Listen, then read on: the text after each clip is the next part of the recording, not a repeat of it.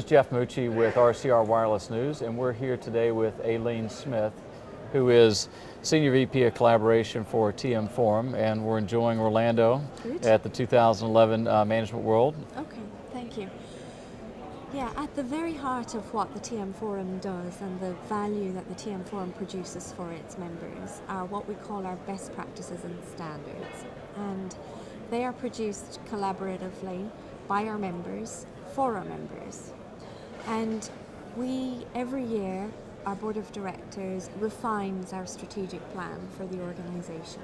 And in fact, we just started this week with the board meeting that we held here in Orlando, looking at the strategic planning process for the next 3 to 5 years. It's a rolling strategic plan, looking at what are going to be the immediate issues that the industry needs to resolve, the medium term, and then the slightly longer term issues that perhaps we need to start to consider now so that we have a solution when it's time for us to have a solution. And when the strategic plan is defined and approved by our board of directors, we then work within the collaboration program to take that to the next level and identify, well, which projects do we need to run in order to provide those solutions, those best practices, those standards to meet the needs that have been identified in that strategic plan. It's very important that in any standards production that you understand what are the needs of the end buyer, because ultimately they're the people who sign the check. So the first item in any project that we kick off is to understand which service providers are really interested in driving this activity. Do we really understand their requirements, and can we meet their needs? What the TM Forum does with our best practices and standards, which is a little different to other organizations, is we also have a conformance certification program to really help the service providers understand when they go to purchase something that it's actually conformed with the best practice and standard that they've been asking for in the first place.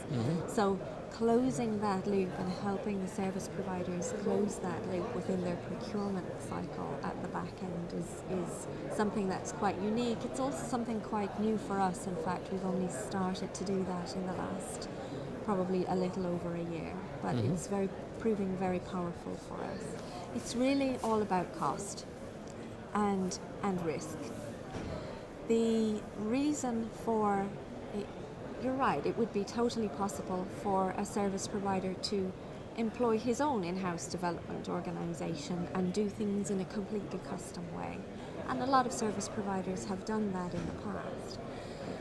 The costs associated with doing that are very high, and they're very high on an ongoing basis, because if you do decide to if you need to open up interfaces with partners in a value chain environment, upstream or downstream, if you choose to bring in somebody's product into your environment, you face very heavy integration tax. And every time there's a new software release, or every time you make a change to your network, you have to redo that integration. So option one is do it all yourself. Right. Option two is work with a close-in vendor, like a very special vendor relationship with a big vendor who can meet all of your needs with a broad product suite. The issue with doing that, and there are service providers who do that, but the issue with doing that is you're then locked in with that particular vendor and you have very little flexibility. The other issue is that if you're asking a vendor to produce something custom just for you, the costs go up. So if you're looking at really managing your costs, and if you're looking to retain business flexibility, it may not be in your best interest to really tie in with one vendor or even a small group of vendors. If you choose a standardized approach, what you're able to do, standards don't mean that you're not able to differentiate. Standards mean that there are lots of areas where there is no differentiation to be had. So if you look at the airline companies as an example, they all fly the same planes, but they differentiate on things like customer experience, they differentiate on loyalty programs, they differentiate on the color of the uniforms that the staff wear. But there are airlines that focus on the business traveler, that focus on the holiday traveler, but they're all flying the same craft. And so in our environment, that analogy is the same. If you are looking at how does my customer order a new service? Ordering a service is ordering a service, and it really doesn't need to be any different. Now, you may choose to differentiate perhaps on the speed at which that process is executed or something like that, but it's the same process. So when the strategic plan is defined, and even in fact when it's in the process of being defined, the next level of work that we do is trying to understand what kinds of projects do we need to do, what kind of deliverables do we need to create in order to meet the needs identified in the strategic plan.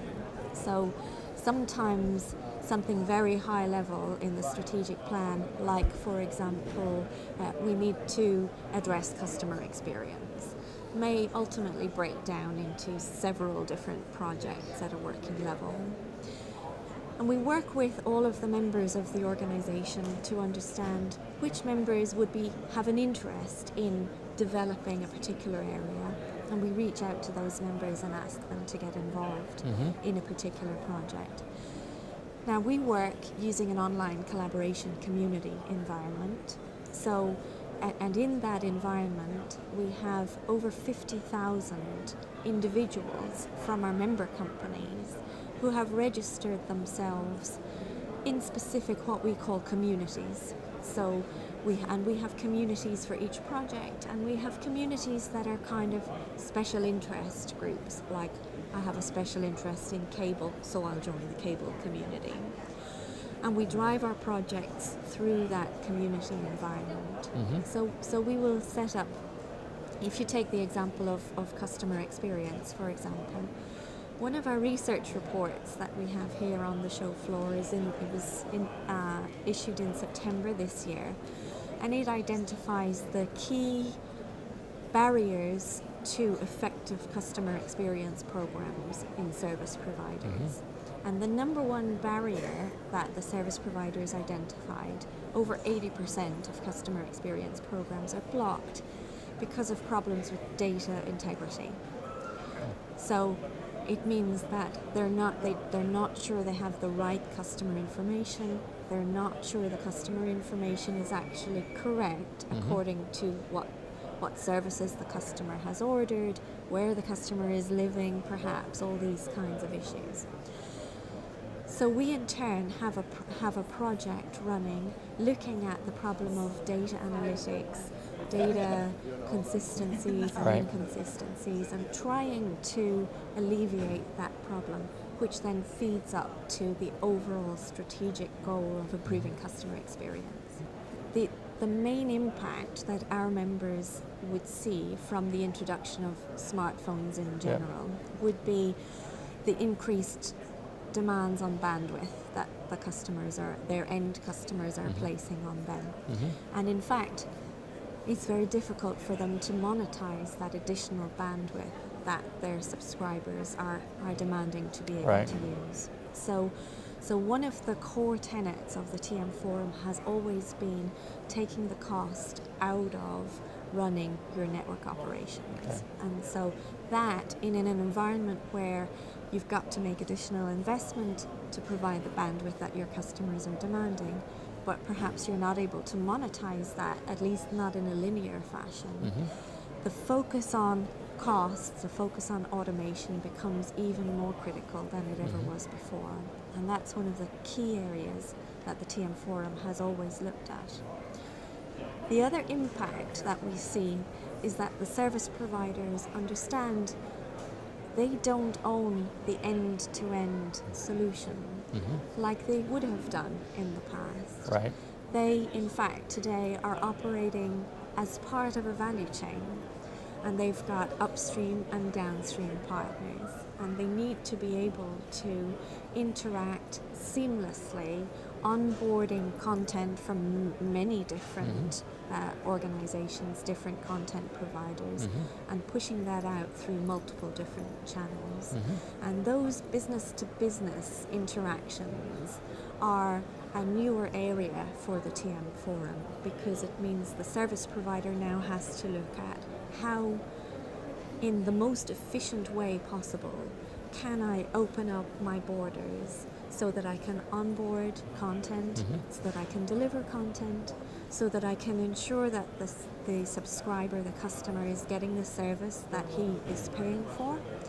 And if he isn't, so that I can track where on that value chain was the problem. Because ultimately the service provider is still the point of contact for the customer. Okay. Okay. As I was mentioning earlier on, the opening up of business-to-business interfaces or capability, however you would like to describe it, has become very important for TM Forum members. So one of the things that they have to do and that they're working on within the TM Forum is, what are the business processes that I need to develop, that I need to automate in order to be able to interact with other members of the value chain. So we've got a project group looking at the business processes for that B2B kind of environment. We also have work underpinning each business process. We have an information framework, and an information framework is it's a model that describes in a common way, a standard way, every piece of information or data that needs to be traded between parties to make a business process work.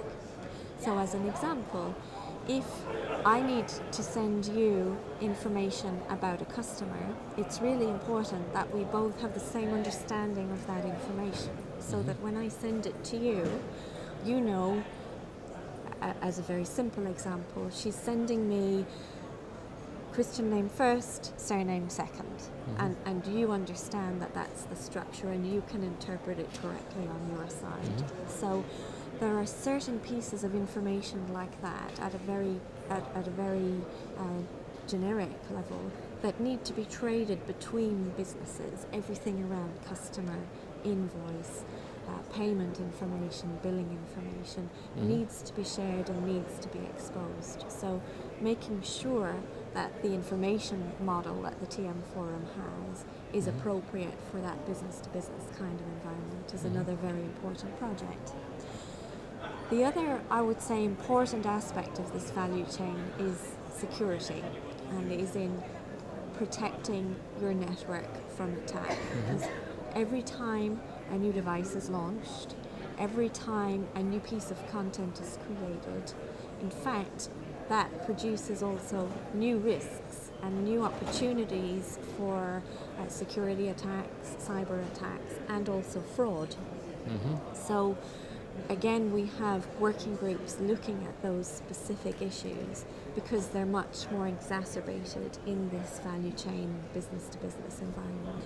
Yeah, I think we'll have a really exciting Catalyst program in Dublin. Dublin, as you know, is a bigger Management World event than the Orlando event, and it's always hugely popular for the Catalyst participants. This year we actually had 18 Catalyst projects at Management World in Dublin, and it was very, very busy for everybody. I think we will continue to see catalysts in the area of cloud broker services, that kind of area is a very hot topic. I would also expect that we will see catalysts in the area of e-health or M2M or energy smart grid kind of areas. These are new opportunities for the communication service providers. Very important emerging opportunities, and the Catalyst program is a great place to start to identify where some of the issues lie in addressing those markets. Great. Aileen, thank you so much for your time. Thank you.